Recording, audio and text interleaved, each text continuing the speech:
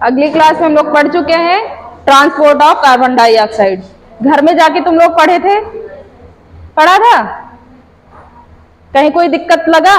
कैसे ट्रांसपोर्ट होता है, किस किस फॉर्म में होता है, कितने परसेंट प्लाज्मा में डिसॉल्व होके होता है ट्रांसपोर्ट, मतलब घुल कर डिसॉल्व होकर, ठीक है, लिक्विड में, और फिर कुछ हीमोग्लोबिन के साथ बाइंड होकर कितने परसेंट,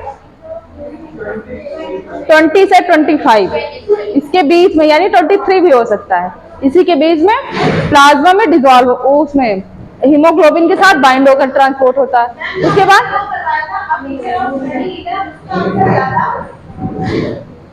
अभी लास्ट में देखते हैं, पहले पढ़ो। उसके बाद बाइकार्बोनेट के फॉर्म में, मतलब हाँ 70% वाटर के साथ कॉम्बिनेट होकर कार्बोनिक एसिड बनाता है, फिर उससे बाइकार्बोनेट के फॉर्म में ट्रांसपोर्ट होता है। इतनी बात समझ में आई थी। बाकी ऑक्सीजन का उसके पहले पढ़ाई चुके थे।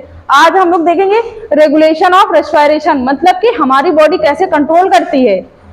हमारी बॉडी भी तो कंट्रोल करेगी ना कि हमें इतना रेस्पिरेशन करना है, क्या जरूरत अंदर ज्यादा है लेना, ज्यादा ऑक्सीजन लेना, मतलब जल्दी जल्दी करना है ब्रीथिंग, या फिर स्लो करना है, तो इसका भी रेगुलेशन होता है, तो हम लोग वही देखेंगे।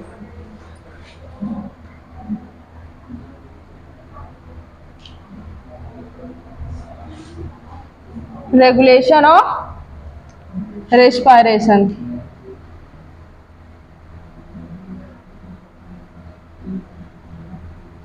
मतलब हम तुम लोगों का वेट कर रहे हैं, तुम हम लोग मेरा वेट कर रहे थे ना कि मैम स्टार्ट करें लेक्चर तभी जाएंगे क्लास, है ना, और हम तुम्हारा वेट कर रहे थे कि तुम लोग आओ तो हम स्टार्ट करें।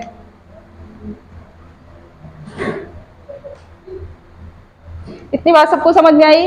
कैसे रेगुलेट होता है, कैसे कंट्रोल होता है कि हमें इतना ब्रीथ करना। जैसे हम लोग कभी दौड़ो, कभी अगर रनिंग कर रहे हो आप, तो उसके बाद आप ज्यादा इनहेल कर पाते हो, नहीं कर पाते हो ना, लेकिन जब आप रुकते हो तो आपका हार्ट बीट कितना तेज हो जाती है ना, कि आप जल्दी जल्दी रेस्पिरेशन करने लगते हो, तो वही कंट्रोल होता है। तो ये दो तरीके से कंट्रोल होता है।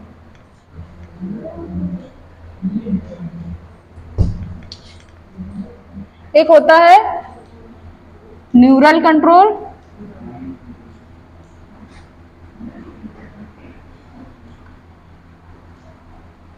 और एक होता है आपका केमिकल कंट्रोल।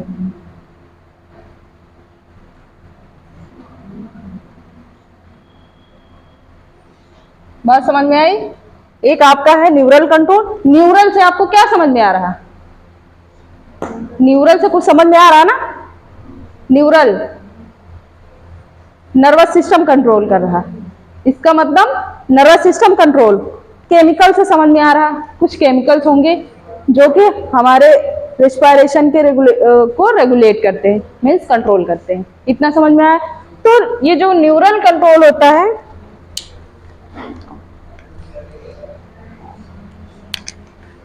ये भी दो तरीके से होता है। एक होता है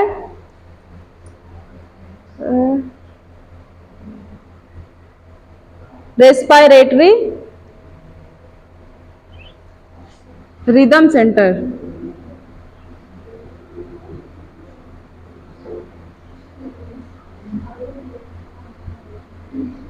इसको क्या कहते हैं? RRC भी कहते हैं। क्वेश्चन आपके एग्जाम में यहीं से भी पूछा जाता है।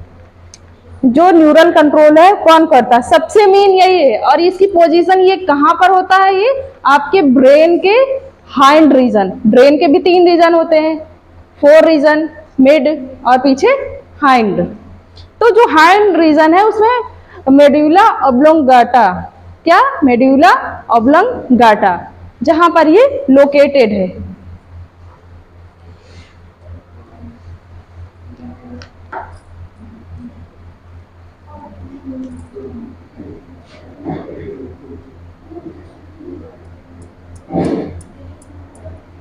मेड्यूलरी रीजन में।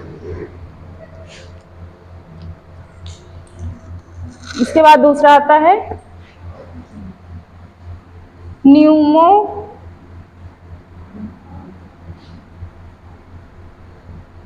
Pneumotaxic centre.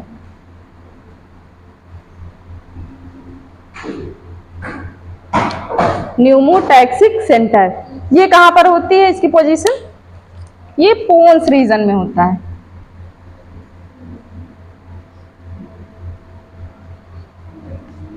इतना समझ में आया सबको? यही दो हैं। तो सबसे मेन कौन है? ये। इसको भी अगर कंट्रोल करना रहेगा तो ये किसको मतलब इंडिकेट करेगा? इसको देगा मैसेज, इसको पहुंचाएगा कि ब्रीथिंग ज्यादा करना है या फिर स्लो करना। तो सबसे मेन कौन है? ये आरआरसी। आरआरसी कहाँ प्रेजेंट है? ये क्वेश्चन ज्यादा पूछा जाता है। रेस्पिरेटरी रिदम सेंटर की पोजीशन कहाँ है? तो कहाँ है? मेड्यूला। मेड्यूला कहाँ है? आपके जो बैक साइड में है, पीछे। फोर ब्रेन, मिड ब्रेन और हाइंड ब्रेन, ये वहां मेड्यूला प्रेजेंट। इतनी बात समझ में आई? और न्यूमोटैक्सिक पोन्स रीजन में, ये भी हाइंड ब्रेन का ही पार्ट। अब इनके क्या क्या फंक्शन है ये समझाएंगे, उसका देख लेते हैं।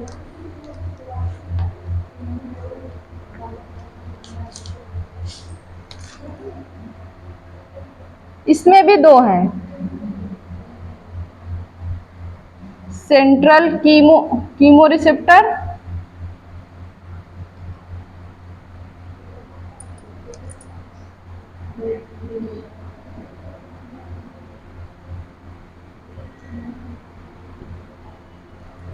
और दूसरा है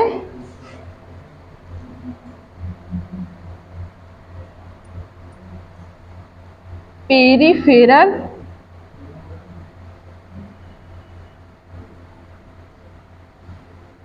कीमो रिसेप्टर।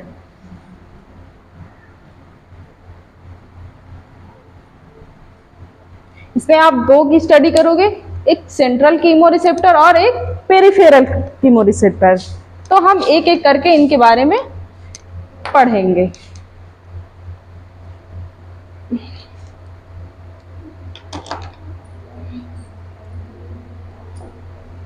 ये जो आपका रेस्पिरेटरी रिदम सेंटर होता है, ये जो आप नॉर्मली इनहेल एक्सहेल करते हो, इसको भी कंट्रोल करता है, इसको भी कंट्रोल करता। और जब आप एक्स्ट्रा इनहेलेशन करते हो, जब एक्स्ट्रा फोर्सफुली एक्सहेलेशन या इनहेलेशन, मतलब कि लेते सांस लेते हो, श्वसन या फिर निःश्वसन, अंतःश्वसन, यही तो कहेंगे ना, अंतःश्वसन और निःश्वसन।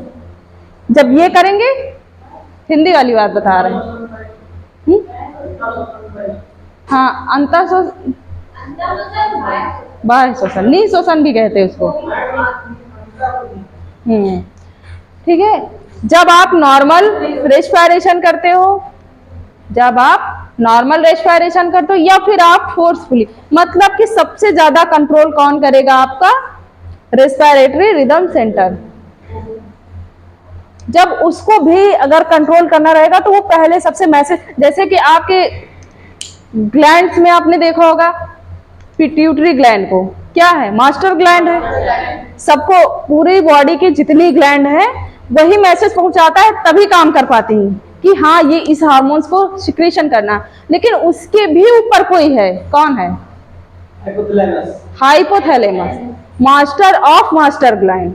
मास्टर ऑफ मास्टर ग्लैंड मतलब कि वो भी कंट्रोल करता है पीयूष ग्रंथि। पहले हाइपोथैलेमस पीयूष ग्रंथि को मैसेज देगा कि हाँ इस हार्मोन्स की जरूरत है, इस हार्मोन्स की जरूरत है, तब जाके पीयूष ग्रंथि अगली ग्रंथि को मैसेज देगा, हाँ ये रिलीज करना, तब जाके पूरा फंक्शन होगा।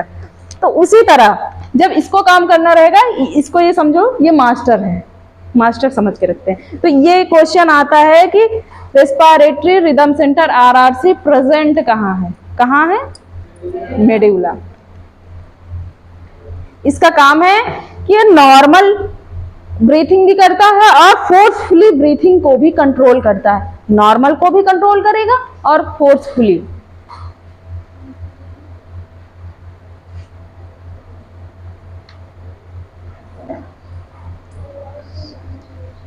इसको क्या कहेंगे? स्विच ऑफ सेंटर भी कहते हैं।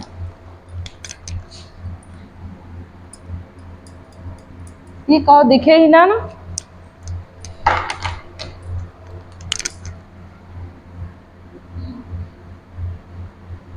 Switch off centre.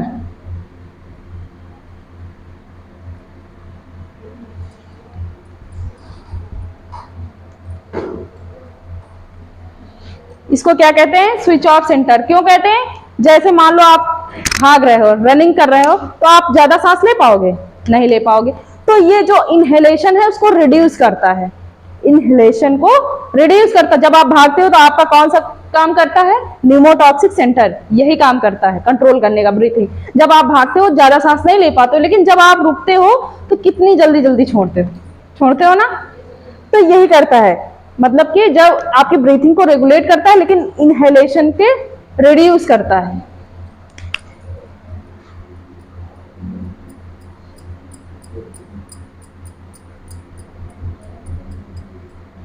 इनहेलेशन को रिड्यूस करेगा। इतनी बात समझ में आई?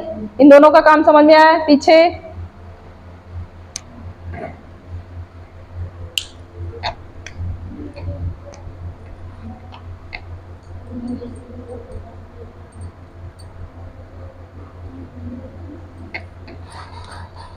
इसमें भी लिख लो, लिख दें।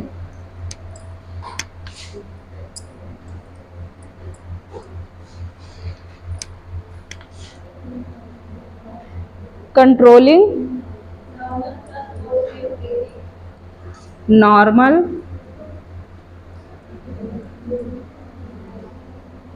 Plus forceful.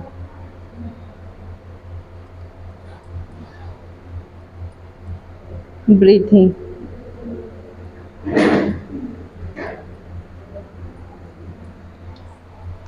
ये वर्ड तो हिंदी आप लोग समझ ही जाओगे ना, मतलब ये जो लिखवा रहे हैं इस तो समझ में आ ही जाएगा, बस जो वर्ड टफ लगे ना तो खुद ही पूछ लिया करो। अब हमें लगता है कि सबको समझ में आता, क्योंकि हम पूछते हैं तो आप लोग कहते हो हाँ समझ में आया, तो हमें यही लगता है कि आप लोग को समझ में आया। बाकी कोशिश करो, इंग्लिश वाले वर्ड याद करने की कोशिश करो, जैसा भी है। मतलब हाँ, कंट्रोलिंग करता है नॉर्मल ब्रीथिंग को भी और फोर्सफुली ब्रीथिंग को, दोनों को करता है।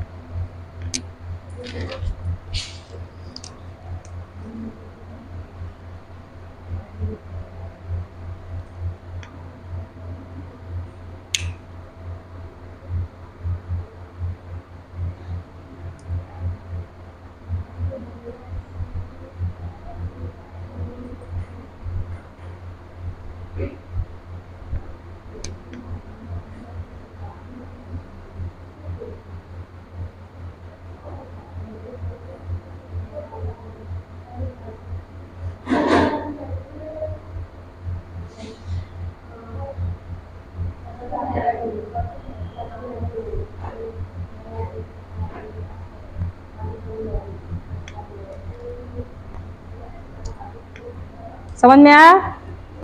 अब ये देखते हैं नेक्स्ट।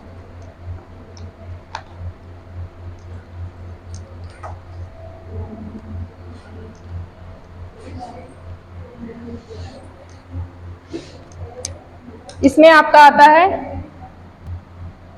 ये जो सेंट्रल कीमो रिसेप्टर, मतलब कि ब्लड में प्रेजेंट होते हैं, इससे समझ में आता है सेंट्रल और पेरिफेरल। और ये ब्लड वेसल्स, ये कहाँ होते हैं? ब्लड वेसल्स, और ये ब्लड में present RBC, red blood cells में प्रेजेंट होते हैं। कौन? Central chemo receptor. और ये इनका केमिकली काम है, मतलब कि अगर ये ऑक्सीजन को नहीं पहचानते, ये पहचानते हैं कि जब आपकी बॉडी में CO2 कार्बन डाइऑक्साइड का कंसेंट्रेशन ज्यादा होता है तो ये एक्टिव हो जाते हैं। बाकी इनको ऑक्सीजन से नहीं मतलब कि है ज्यादा कि नहीं, बस उसकी कंसेंट्रेशन ज्यादा हुई और H+ आयन की कंसेंट्रेशन ज्यादा हुई, यानी कि आपकी pH जो है लो हो गया, एसिडिक मीडियम, तब ये एक्टिव हो जाते हैं। और फिर ये इसको मैसेज देंगे कि आपको रेस्पिरेशन करने की ज्यादा जरूरत है, क्योंकि बॉडी में ऑक्सीजन की जरूरत है। समझ में आए? इनका यही काम है कि ये उसको देंगे मैसेज। ये क्या डिटेक्ट करते हैं कि CO2 प्लस H+ आयन की कंसेंट्रेशन इंक्रीज हो। बाकी इनको ये मतलब नहीं कि ऑक्सीजन कितनी है, कितने % है, उससे कोई मतलब नहीं। जहां परसेंटेज CO2 का ज्यादा हुआ उनको मैसेज दिया ब्रीथिंग की ज्यादा जरूरत है, ऑक्सीजन की ज्यादा जरूरत। समझ में आ रहा? और ये जो होते हैं ये भी दो होते हैं,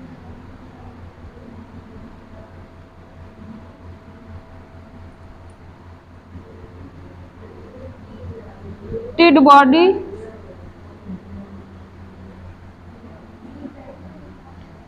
और दूसरा है कैरोटिन बॉडीज।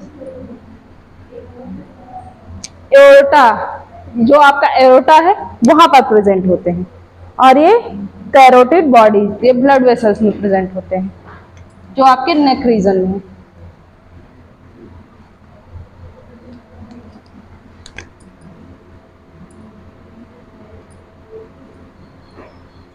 ये आपका मान लो एओर्टा है, यहाँ प्रेजेंट होते हैं एओर्टा। और इसमें देखेंगे ये भी रहेगा।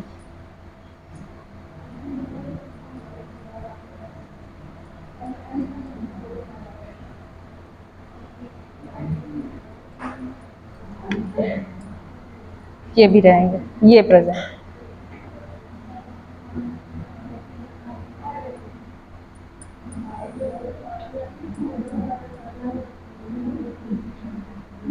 और ये जो है ये एर्टिक बॉडीज। समझ में आया इतना?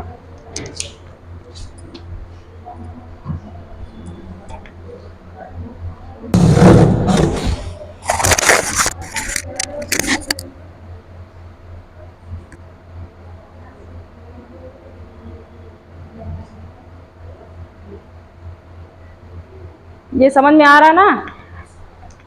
एओर्टा जो होता है वहां पर क्या होती है, एरोटिक बॉडीज प्रेजेंट होती है इसकी वॉल में, जो कि CO2 प्लस CO2 और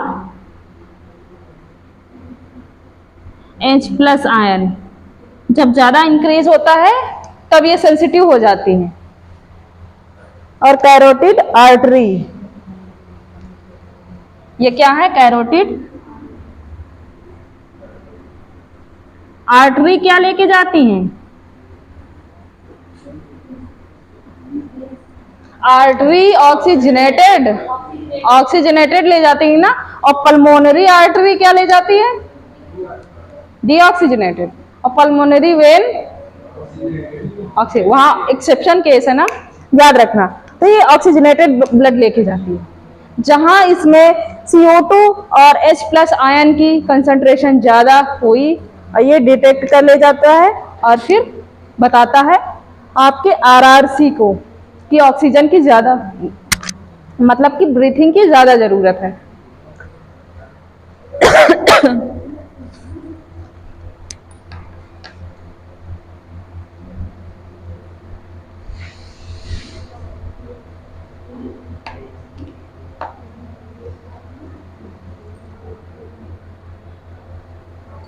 ये दोनों की बात की गई है, ये जो CO2 और H प्लस आयन है ये दोनों से इंक्रीज होता है। दोनों के केस में ये है CO2 और H प्लस आयन इंक्रीज करेगा।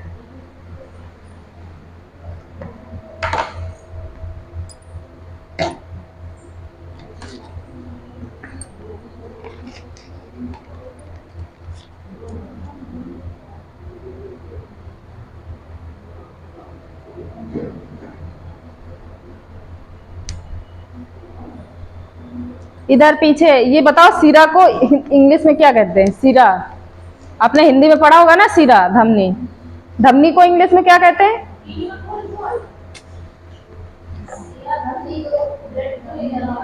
पीछे बता दो तो हमें समझ में आया कि आप लोगों को समझ में आया, नहीं तो हमें पछतावा होगा कि आप लोगों को समझ में नहीं आया। सीरा धमनी, जो हम अभी तक आर्टरी वेन पढ़ाते आ रहे हैं, क्या आप लोगों को समझ में आया? नहीं आया?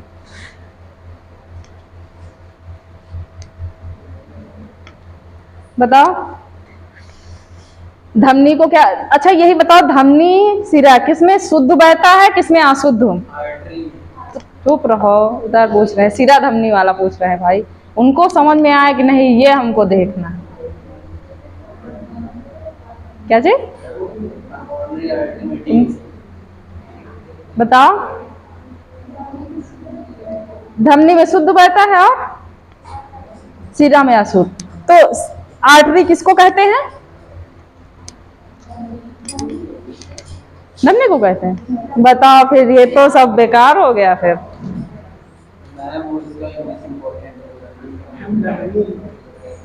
क्या किया जाए भाई, अब बताओ तुमको।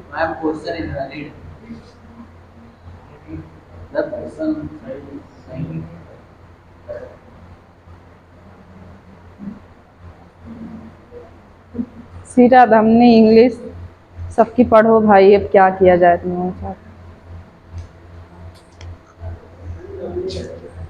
जबकि हम तो बताते ही थे ना कि धमनी को क्या कहते हैं, आर्टरी, यानी कि धमनी में शुद्ध बहता, आर्टरी में शुद्ध बहेगा, और वेन्स में डीऑक्सीजनेटेड।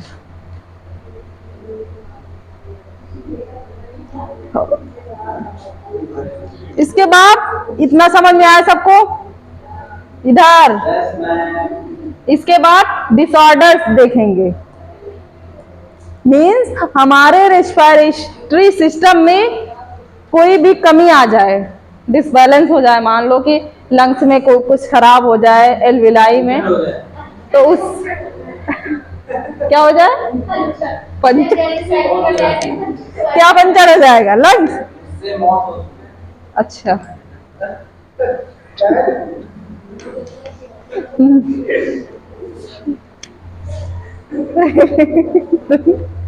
जोक मारते रहते हैं बीच बीच में, तब नहीं आते तो सुनसान रहता है।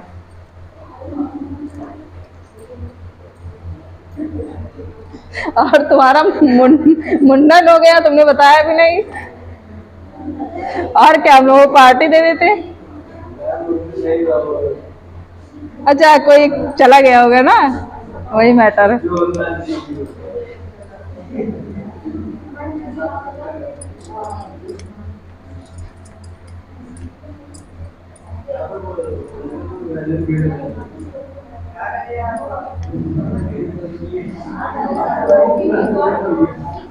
तुम लोगों के पास हिंदी वाली बुक है हिंदी वाली, मतलब हिंदी 11th-12th वाली, कल से लेके आओ, बुक लेके आओ, मेरे पास एक बुक भी रखो, ठीक है। तो हम इधर इंग्लिश में जो पढ़ा रहे हैं उस हिंदी में भी समझाएं, बुक लेके आओ कल से।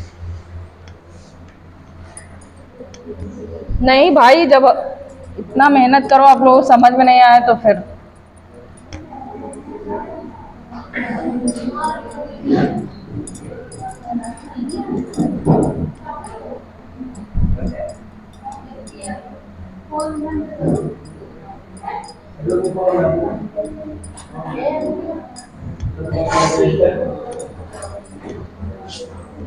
इधर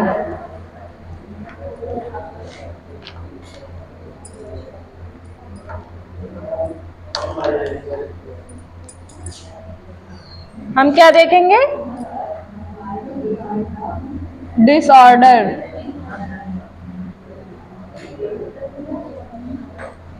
मीन्स रेस्पिरेशन से क्या डिसऑर्डर्स हैं।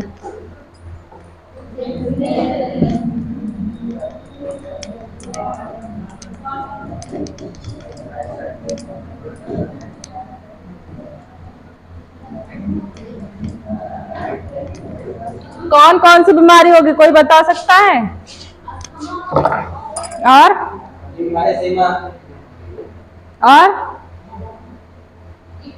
आपके एनसीईआरटी में 3 डिजीज के बारे में इंक्लूड किया गया है ना, और तीसरा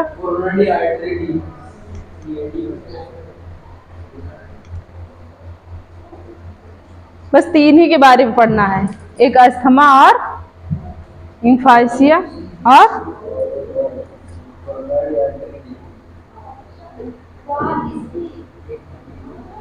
न्यूमोकोनियासिस। क्या चीज,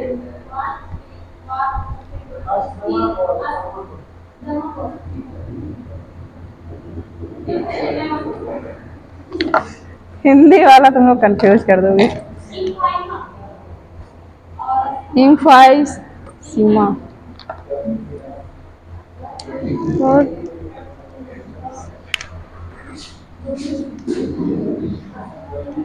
एक है आपका अस्थमा, दूसरा इम्फाइसीमा, और तीसरा है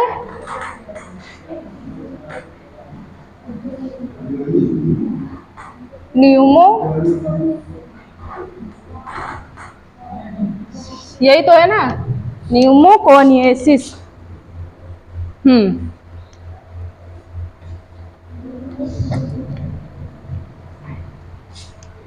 ये क्या होती है? ऑक्यूपेशनल रेस्पिरेटरी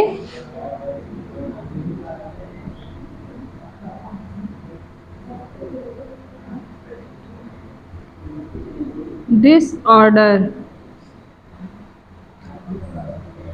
अभी सबका एक एक समझा देंगे।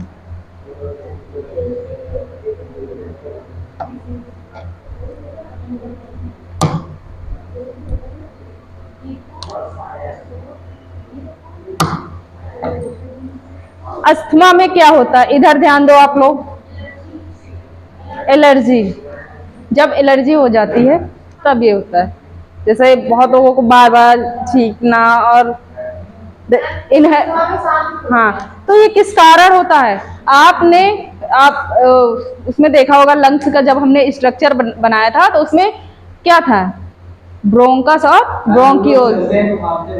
हाँ, ब्रोंकियोल्स देखा था ना। तो उनमें क्या होता है? इन्फ्लामेशन हो जाता है, सूजन। क्या हो जाती है? उनकी वॉल में इन्फ्लामेशन, सूजन हो जाती है, जिसके कारण अस्थमा होता है। ज्यादातर बूढ़े लोगों में होता है ना। और वीजिंग, मतलब वीजिंग नॉइज आती है। हाँ, जब सांस लेते हैं तो कभी देखा बूढ़े लोग सांस लेते तो आवाज आया करती ना।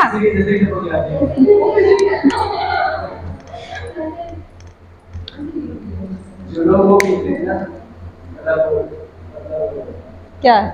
सिगरेट?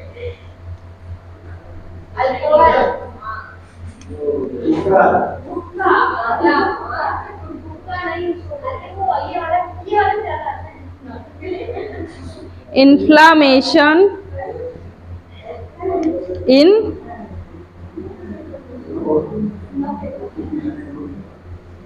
Bronchus and bronchioles. समझ में आया? सूजन हो जाती है कहाँ? इन्फ्लामेशन का मतलब सूजन। हिंदी लिख लिया करो, जो वर्ड मुंह से बोला करे लिख लिया करो। Inflammation in bronchus and bronchioles. अब ये पोजीशन कहाँ पे तुमको पता होना चाहिए। ये जो मरीज रहते हैं, मतलब पेशेंट, अस्थमा के पेशेंट रहते हैं, वो कैसी वॉइस निकालते हैं?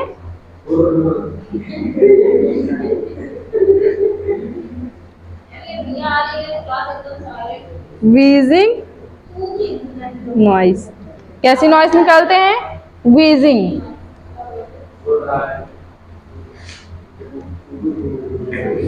उसके बाद इम्फाइसीमा में देखा गया, बहुत लोग होते हैं ऐसे जो, इसमें क्या होता है, जो आपकी एल्विलाई होती है वो डैमेज हो जाती है। जो ये मेनली सिगरेट के पीते हैं, हाँ, जो सिगरेट वगैरह पीते हैं, हाँ, उनमें होता है।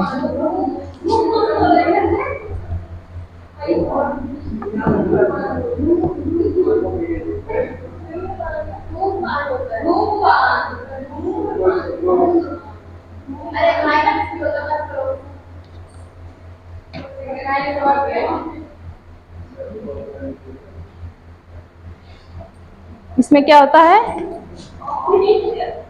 Alveoli wall is damage. क्या होती है? एल्विलाई वॉल जो होती है वो डैमेज हो जाए। एल्विलाई कहाँ प्रेजेंट है, कैसे, ये तो पता ही होगा आप लोगों को। इसके बाद it is A chronic disorder.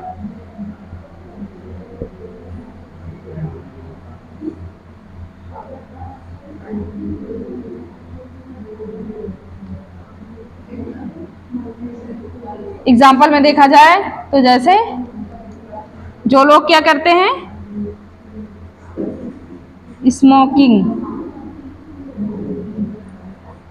Smoking cigarette,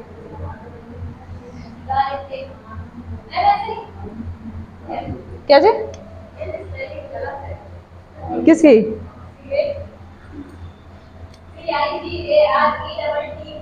वही तो लिखा।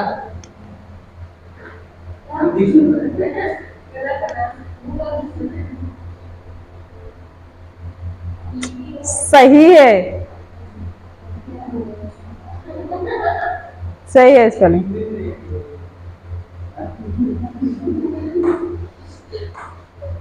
स्मोकिंग क्या करते हैं? सिगरेट, जब सिगरेट की स्मोकिंग करते हैं।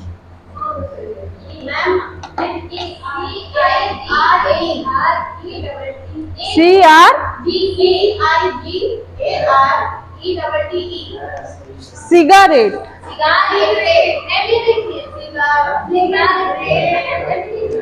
अरे ठीक है, सिगरेट लिखो तुम लोग।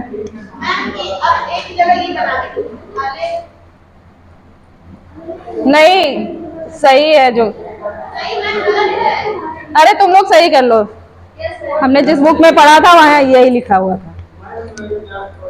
हमने जहाँ से जिस बुक में पढ़ा था ये। हाँ ठीक है।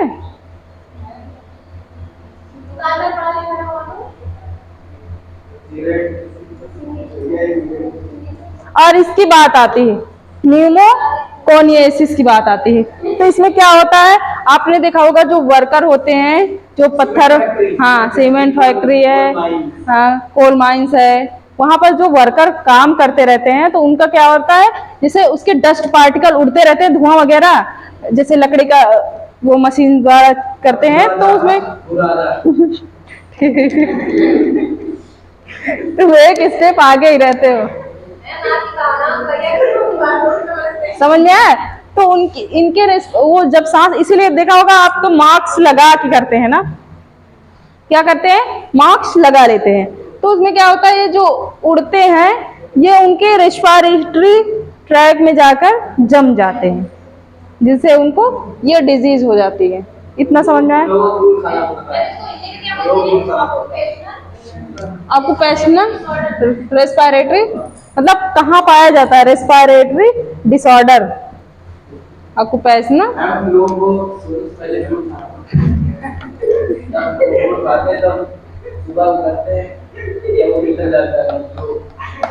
निकाला है क्या कभी? मतलब कि जब हम लोग को काटते हैं ना, कतरते हैं जब चारा, हाँ तब वो कतरने के बाद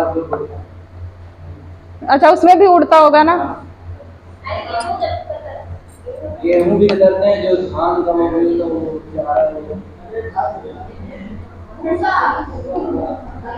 अब हेडिंग डालो अस्थमा, कुछ लिख लो। ये तो हमने नॉर्मली लिखवा दिया समझाने के लिए, आप कुछ लिख लो, अस्थमा डालो, सिगारेट लिख लेना।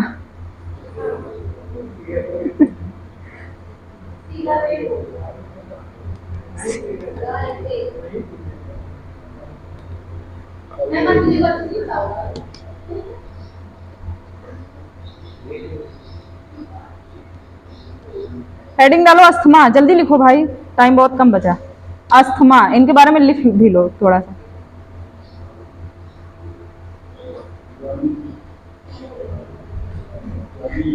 इट इज ए, लिखो अस्थमा, हेडिंग डालो, अस्थमा डालो, उसके बाद लिखो it is a disorder due to allergic reaction,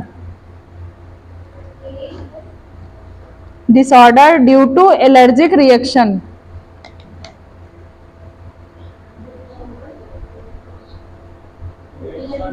allergic reaction. अगला पॉइंट लिखो, difficulty in breathing, difficulty in breathing,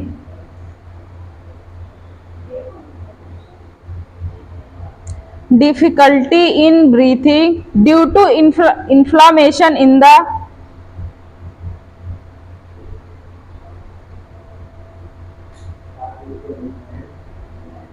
due to inflammation in the wall of bronchi and bronchioles, wall of bronchi and bronchioles,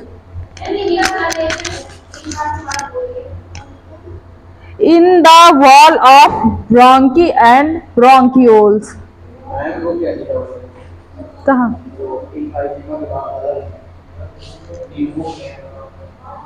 ये न्यूमोकोनियासिस,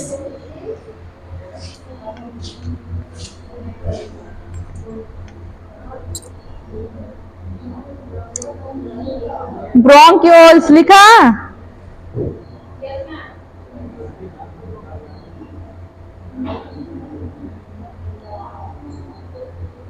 abnormal wheezing sound, abnormal, हाँ दूसरा point लिखो, abnormal wheezing sound. अगला point बना के लिखना, अगला पॉइंट लिखो एबनॉर्मल वीजिंग साउंड, मतलब वही जो नॉइज आवाज निकालता है, wheezing is produced during breathing, is produced during breathing।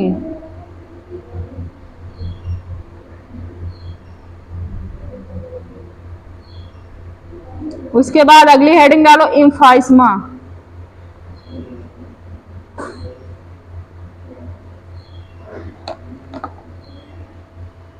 इम्फाइस्मा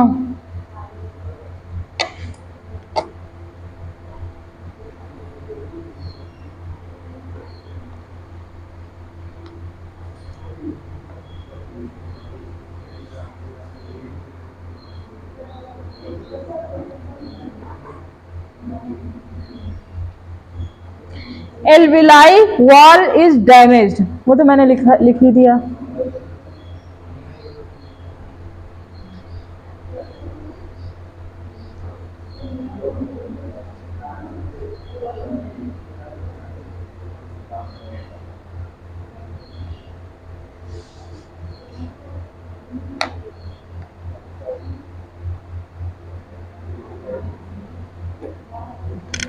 alveoli wall is damaged.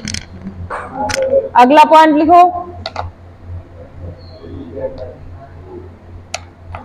अगला पॉइंट लिखो due to smoking cigarette, due to smoking cigarette, cigarette.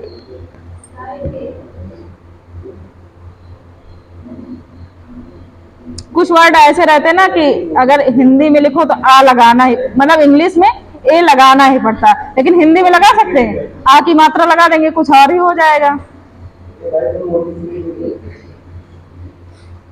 उसके बाद तीसरी हेडिंग डालो occupational respiratory disorder, occupational respiratory disorder, bracket में लिखो न्यूमोकोनियासिस, यहाँ ऊपर लिखा भी है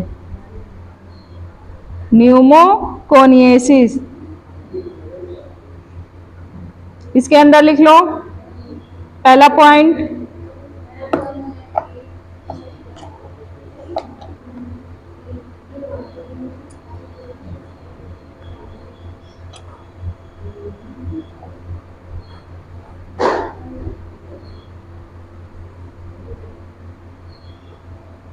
वर्कर्स,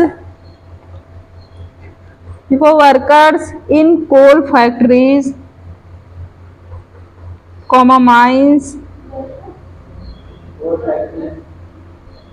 कोल फैक्ट्रीज, कोल COAL कोल, कोयला,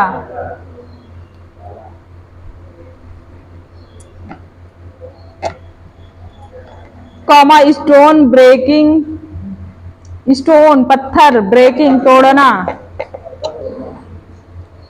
stone breaking industries ETC।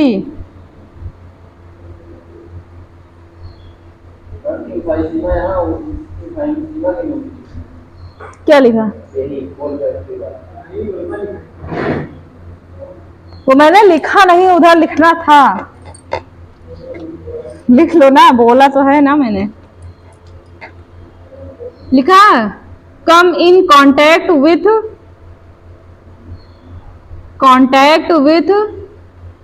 pollutants every day, in contact with pollutants every day, मतलब रोज रोज काम करते करते वो जमता जाता है, हाँ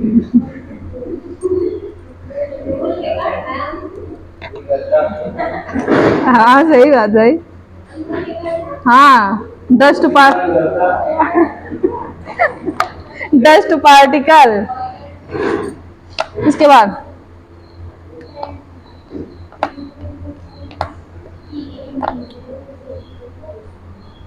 लिखो, अगला पॉइंट लिखो, exposure to, exposure to, exposure to such pollutants causes fibrosis. क्या हो जाता है? फाइब्रोसिस।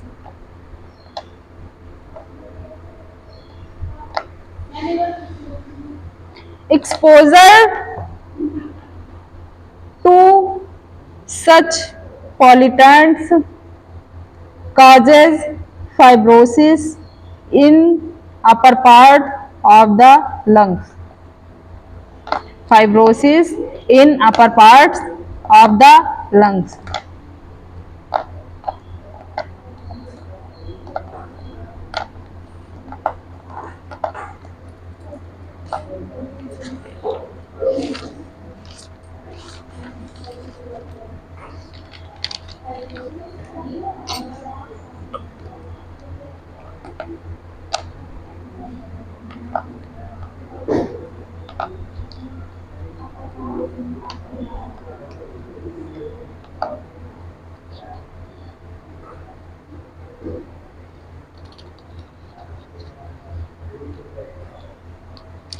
ब्रीथिंग को हिंदी में श्वासोच्छ्वास कहते हैं ना, श्वासोच्छ्वास। देखो ब्रीथिंग कहना कितना अच्छा लग रहा है। श्वास बार बार अगर रिपीट करना पड़े श्वासोच्छ्वास, कुछ और ही मुंह से निकल जाए ना। क्या कह रहे? और क्या, कुछ और ऐसे निकल जाए मुंह से ना, श्वासोच्छ्वास।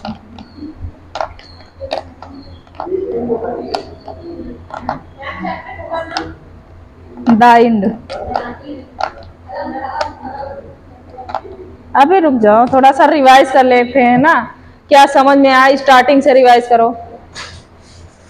ब्रीथिंग क्या होता है? रेस्पिरेशन क्या होता है? सांस लेना और छोड़ना, इनहेलेशन और एक्सहेलेशन। ये क्या होता है?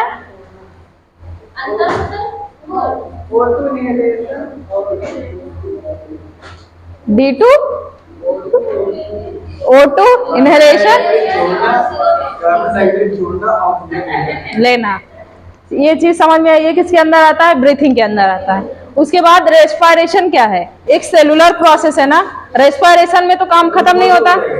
हाँ अच्छा, ये जो रेस्पिरेशन है ये कौन सी प्रक्रिया है? कैटाबॉलिक रिएक्शन है या फिर एनाबॉलिक? कैटाबॉलिक। एनाबॉलिक में क्या होता है? जैसे फोटोसिंथेसिस।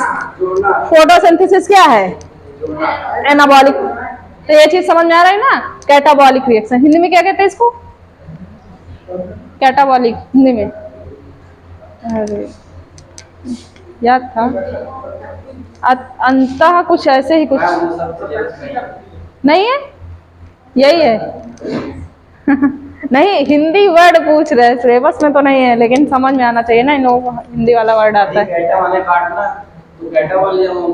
एना, हाँ एनाबॉलिक, हाँ अपचय उपचय ना, अपचय अभिक्रिया और उपचय अभिक्रिया। अभिक्रिया हिंदी में यही पढ़े होगे तुम लोग, अपचय अभिक्रिया और उपचय अभिक्रिया। उसके तो ये क्या है? एक कैटाबॉलिक रिएक्शन, मींस तोड़ रही है। जैसे कि हम लोग ब्रीथिंग किए, नॉस्ट्रिल के थ्रू नेजल कैविटी में गई एयर, उसके बाद फेरिंग्स में गई, ट्रैकिया, लैरिंग्स, यहाँ से होते हुए कहाँ पहुंचती है? लंग्स के दो पार्ट्स होते हैं, लंग्स के दो पार्ट्स होते हैं, राइट और लेफ्ट। उसके बाद कहाँ पहुंची air? First bronchus, primary, secondary, tertiary, उसके बाद ब्रैंक्यूल्स में पहुंचता है, फिर एल्विलाई डक्ट के थ्रू होते हुए एल्विलाई में पहुंचता है, और वहां से ये जो ब्लड कैपिलरीज होती है, कौन सी कैपिलरी थी, क्या नाम था उसका, पल्मोनरी कैपिलरी, पल्मोनरी कैपिलरीज। इसके बीच में डिफ्यूजन होता है और 3 मेम्ब्रेन होती, कौन कौन सी होती हैं, सिंपल स्क्वामस एपिथेलियम, उस कहाँ की मेम्ब्रेन है ये, एल्विलाई को लाइंड करती है अंदर से, सिंपल स्क्वामस एपिथेलियम। उसके बाद और जो कैपिलरीज के अंदर वॉल होती है उसको क्या कहते हैं, इंडोथीलियल। और इन दोनों के बीच में क्या प्रेजेंट होती है, बेसमेंट मेम्ब्रेन, जो कि नॉन सेलुलर है। बेसमेंट मेम्ब्रेन क्या है, नॉन सेलुलर है।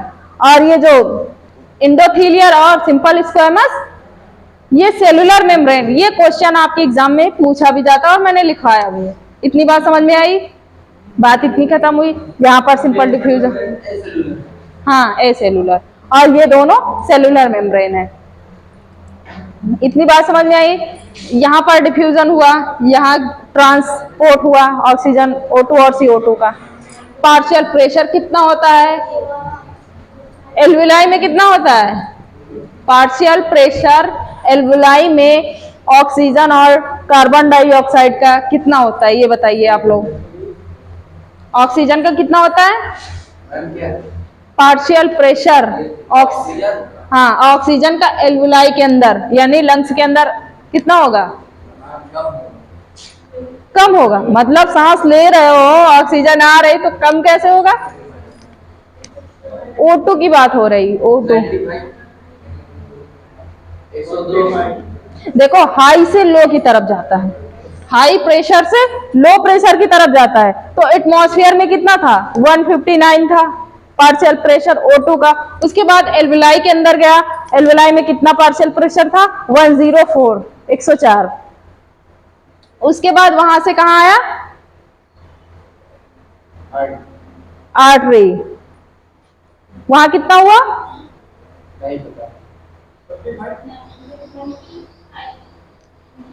45। तो हाई से लो, लो से मतलब हाई से लो, फिर वहां के हाई से फिर लो, मतलब इसी तरह चलता है। हाई प्रेशर किससे, 159, इसी तरह उसका देख लेते हैं कार्बन डाइऑक्साइड का बाहर के। लेकिन देखो ऑक्सीजन इधर से आ रहा, कार्बन डाइऑक्साइड इधर से जा रहा, तो इधर से देखेंगे, इधर से देखें तो ब्लड कैपिलरीज में कितना था, 40 था। वहां से यहां गया, कितना बचा, वहां 45 था, एल्विलाई के अंदर गया 40 बचा, और बाहर निकला तो 0.3, 0.3। हाँ इतनी बातें बस। ये पार्शियल प्रेशर किसका कितना, कंफ्यूजन होता है 40 होता है कि 45, लेकिन याद रखो।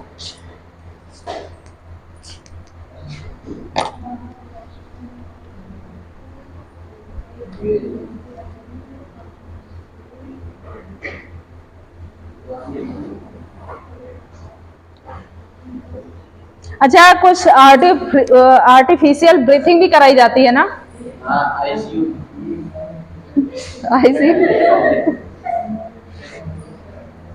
आर्टिफिशियल मतलब कि जैसे कुछ लोग होते हैं जैसे पानी वानी में डूब, काम नहीं करते, पानी वगैरह में कूद जाए, डूबने लगे तो वो ब्रीथ नहीं कर पाता है ना, वो देना पड़ता CPR उनको, उनके उल्टा लिटा लोग लेकिन मर गए। इसका कर दो, तुमने दिया था ना इसीलिए तो वो मर गया। अब शायद